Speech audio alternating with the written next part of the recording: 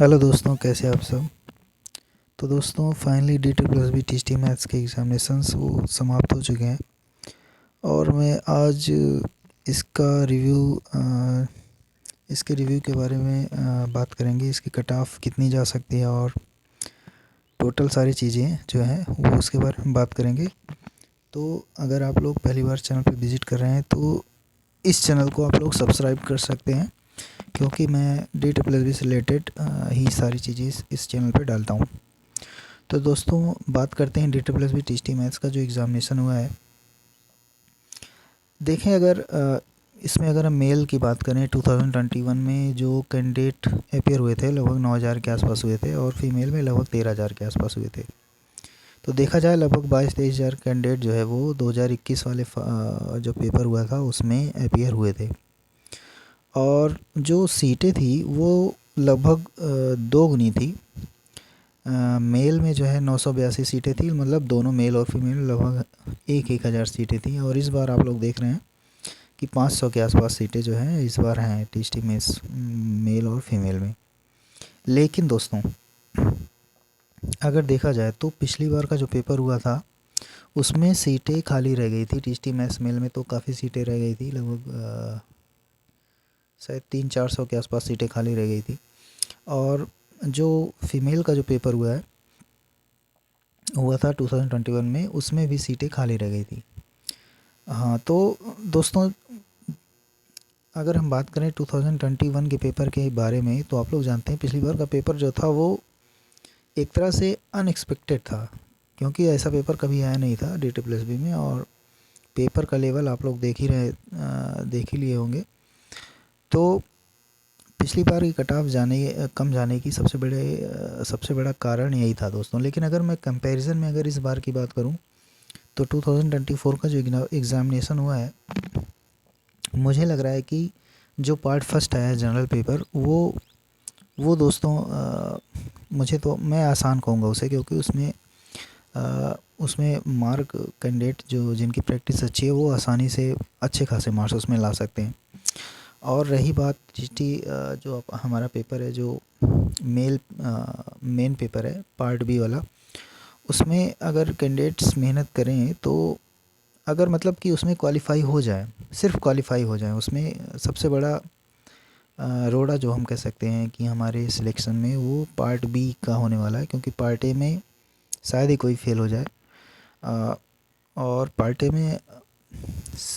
ए जो है वो कट ऑफ को बढ़ाएगा। अगर कट ऑफ बढ़ेगी तो सिर्फ पार्ट ए के कारण ही बढ़ने वाली है, पार्ट बी से कोई फ़र्क नहीं पड़ने वाला, क्योंकि पार्ट बी जो है वो अच्छा खासा पूछा गया है। क्योंकि मेरा जो एग्ज़ामिनेशन था वो 13 नवंबर को था फर्स्ट शिफ्ट में।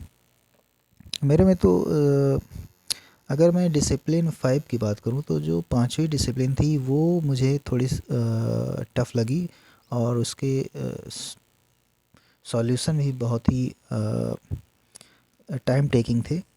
अगर मैं सिर्फ वही डिसिप्लिन 5 को छोड़ दूँ ना, तो जितने भी पार्ट आए हैं मैथ के वो टोटल जो है वो जो मतलब कैलकुलेशन वाले थे वो भी, और जो बिना कैलकुलेशन वाले थे वो भी, जिनका कॉन्सेप्ट क्लियर था, जिन्होंने कभी पढ़ा होगा तो आसानी से वो क्वेश्चन को कर पाए होंगे।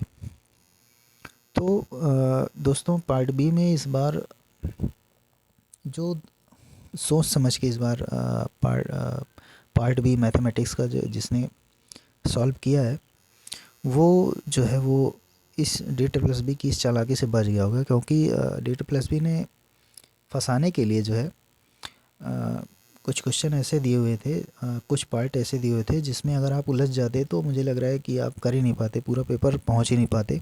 100 क्वेश्चन थे। तो लगभग अगर मैं पार्ट बी की बात करूं तो अगर आप मैक्सिमम कैंडिडेट्स तो मैं देख रहा हूँ कि लगभग 50 और मतलब 55 या 50 या 60 से कम ही क्वेश्चन अटैम्प्ट कर रहे हैं। तो दोस्तों इसमें रिस्क है थोड़ा सा, क्योंकि आप लोग जानते हैं इसमें 1/4 नेगेटिव मार्किंग भी होने वाली है। और जो है पार्ट बी में पहुँचते पहुँचते जो है टाइम कम रहता है, तो हड़बड़ी में क्वेश्चन मिस्टेक होने के भी बहुत ही ज़्यादा चांसेस हैं। तो अगर पार्ट बी कैंडिडेट क्वालिफाई कर ले जा रहा है तो जो है वो मुझे लग रहा है कि सेफ़ जोन में जा सकता है अगर पार्ट ए उसका ठीक ठाक गया है। तो कहने का मतलब पार्ट ए अगर वो कर ले गया है 70 प्लस कर ले गया है। और अगर मैं एक एवरेज की बात करूं तो 60 मार्क्स तो पार्ट फर्स्ट में आराम से किए जा सकते थे। तो कट ऑफ जो है वो पार्ट ए से बढ़ने वाली है, और पार्ट बी में अगर सिलेक्शन जो क्वालिफाइंग क्राइटेरिया है वो अगर कोई क्वालिफाई कर जाता है तो जो है वो आसानी से जो है वो सिलेक्शन ले सकता है इस बार। तो दोस्तों मैक्सिमम कट ऑफ ये हो सकती है कि हो सकता है अगर आप एक एवरेज स्टूडेंट 60 मार्क्स ला रहा है और इसमें 40 हो जा रहा है, तो 60 और 40 अगर हम दोनों कंबाइन कर लें, 60 60 और 40 अगर हम कंबाइन कर लें तो लगभग 100 हो गए, और +5 और हमें करना होगा। एक सेफ़ जोन के लिए मुझे लग रहा है कि 105 टू 110 जो है आप इसमें 105 में +2 जो है +2 कर सकते हैं या -2 कर सकते हैं। बस इससे ज़्यादा कट ऑफ मुझे लग रहा है, मतलब इतना सेफ़ होना चाहिए। कट ऑफ के बारे में तो अभी हम कुछ नहीं कह सकते, क्योंकि अभी एग्जैक्टली अभी आंसर की आएगी और उसके बाद जो है वो जो एनालिसिस होगा उसके बाद फाइनल चीज़ें जो है वो पता चलने वाली हैं। लेकिन अभी के लिए मुझे लग रहा है कि जो पार्ट बी क्वालिफाई कर ले जा रहा है और 105 टू 10 के आसपास है, तो वो सेफ़ जोन में है, अपने आप को सेफ़ मान सकता है। तो दोस्तों यही थी कुछ बातें। तो दोस्तों अगर आप लोगों को रिव्यू इसमें अगर पसंद आया हो तो हाँ दोस्तों, इस पर हम बात करेंगे, क्योंकि इस बार आप लोग देख रहे हैं कि जो हर लैब में एक रो में 9 सीटें थी, उसमें से मैक्सिमम मैंने देखा है कि 3 ही कैंडिडेट जो है अपीयर हुए हैं इस बार। कहने का मतलब है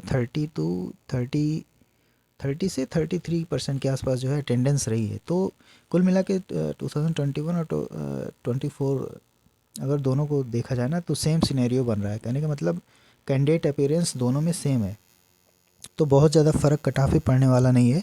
वही कहने की बात यह है कि पार्ट सेकंड जो क्वालिफाई कर ले जा रहा है वो जो है वो सेफ़ जोन में आ जा रहा है, और फाइनल जो कट ऑफ डिपेंड करेगी वो पार्ट ए पे जो कितने मार्क्स वो गेन कर पा रहा है। पार्ट ए के हिसाब से कट ऑफ जाएगी दोस्तों।